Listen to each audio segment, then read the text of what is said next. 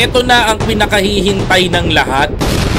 Yung mga DDS, mga kababayan ko na nag-aantay na may makasuhan ng ICI, abay, eto na mga kababayan ko. Sinampahan na po ng kaso etong si Joel is the Lord.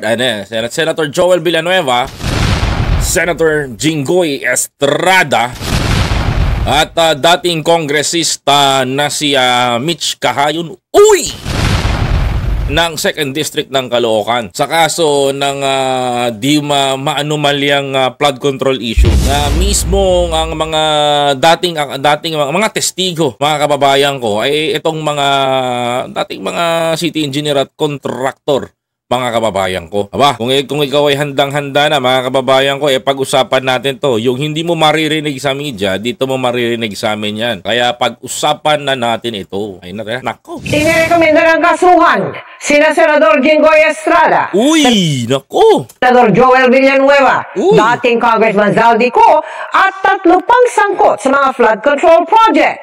Hiniling niya ng Independent Commission for Infrastructure sa Ombudsman. Nakatutok si Joseph Moro. Nako po mga kababayan ko, eto na yan. Dalawang senador ang kasama sa nirekomendang kasuhan ng kasong kriminal at administratibo ng Ombudsman, sina Senador Jinggoy Estrada at Joel Villanueva, para sa kasong plunder, graft, direct o indirect bribery at corruption of public officials. Nako mga kababayan, ito na. Ay nako, ano kayang pinaka mahirap dito sa mga to? Maraming magagalit nito.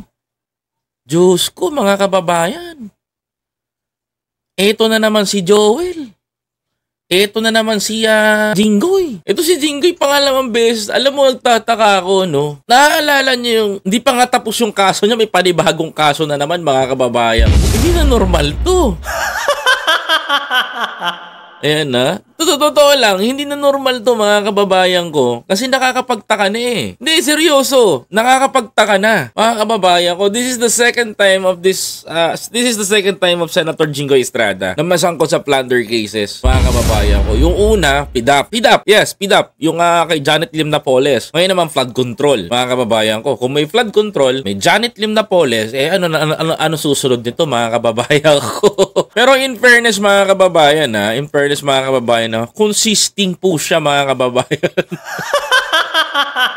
Consisting. Tama ho kayo ng inyong naririnig sa akin. Napaka-consisting ho ng kanyang ginagawa, mga kababayan ko. Consisting ho may kaso. Ano to eh? Magagalit si Daryl Yap sa akin nito. Binabanatan ko yung niya. Diba? Pero in fairness, mga kababayan ko, talagang lagi siyang nasasangkot sa mga pag ito nakaupo, may sangkot lagi, may anomalya. But anyway, mga kababayan ko, let the court, hayaan natin ang korte ang magdesisyon. Like I said, mga kababayan ko, kasi ayoko naman sa kwento natin, guilty na kagad do. Kasama rin ang nagbitiw na kongresistang si Zaldico na dating chairman ng House Appropriations Committee. Isa pa to, ayaw din umuwi, ay magpaliwanag. Hindi kasi hindi natin malalaman kung dapat bang managot. Diba si Croco Martin?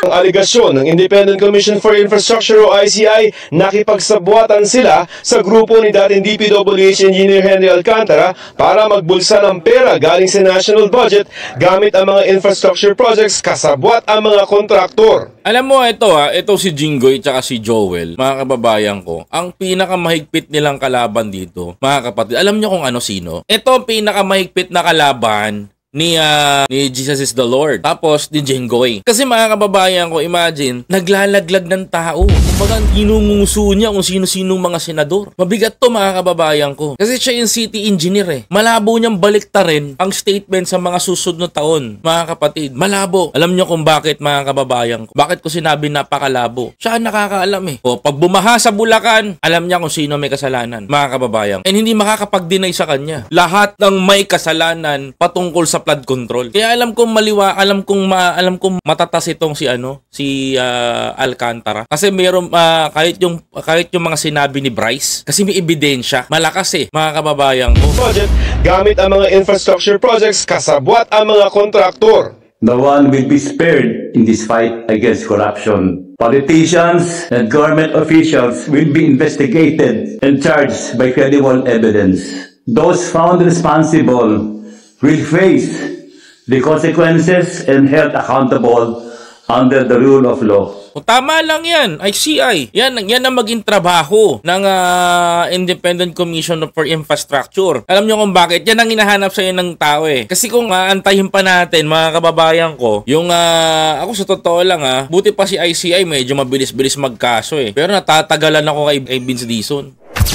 Hindi, seryoso mga kababayan ko. Ako natatagalan ako sa ginagawa ni Vince Dizon. Huwag kayong magalit sa akin mga taga-suporta ni Sec Vince. Ako natatagalan lang ako sa ginagawa ni Secretary Dizon. Hindi, to be honest. Kasi ginaantay ko yung bilis Kasi ganito yan. Malalaman ng DPWH, we will turn over to ICI. Then the ICI turn over to Ombudsman. Mga kababayan ko. O naghearing ang Senado, mga kababayan ko, na i-turn over na sa ICI. Then the ICI turn over the case to Ombudsman para sampahan ng kaso. Yun yung nangyayari. Ang hinahanap ko ngayon, mga kababayan ko, asan ang trabaho ng DPWH? Bakit ang tagal nyo? Diba? Kasi kung matagal kayo dyan sa DPWH magtrabaho, di matagal din kayo mga kababayan ko, matagal din ang proseso niyan kapag ang feedback nasa gobyerno.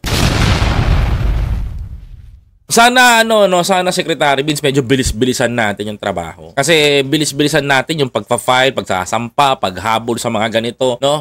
Kasi yun naman ang inaantay natin. Yun ang inaantay ng taong bayan, resibo ng iyong trabaho. Well, like I said mga kababayan ko, pag sabi ko nga, pag tama ang ginagawa ng natin, palakpakan natin. Pag mali, patikusin. Mga kababayan ko, hindi pwede yung tatamad-tamad at babagal-bagal sa administrasyon ni Pangulong Bongbong Marcos. Ang mga inirekomendang kaso ng ICI base sa mga testimonya ni dating Bulacan First District Engineer Henry Alcantara at mga Assistant Engineer na sina Bryce Hernandez at JP Mendoza tungkol sa mga manumalyang flood control projects sa Bulacan. Diba? Sabi ko nga, madiin to. Si Alcantara, si Hernandez, mga kababayan ko, lahat ng kanilang ginathered na matitindi, mga kababayan ko, tatama dito sa mga senador na to. Diba? Baka taon pa ang bibilangin para may makulong. Well, meron akong nalaman na info by this November or December may makukulong. Yes, mga kababayan ko, ang nasagap kong balita, by November and December may makukulong, mga kababayan ko. Nandito tayo sa flood control, wala naman tayo sa issue ng EJK. No, yun ho nakakapagtaka doon, mga kababayan. Ngayon alam nyo na, mga kapatid, na pinaghahandaan na. Kasi sabi ko nga sa inyo, matibay ho yung kaso na yan. Matibay ho itong usapin na to patungkol sa flood control, di ba?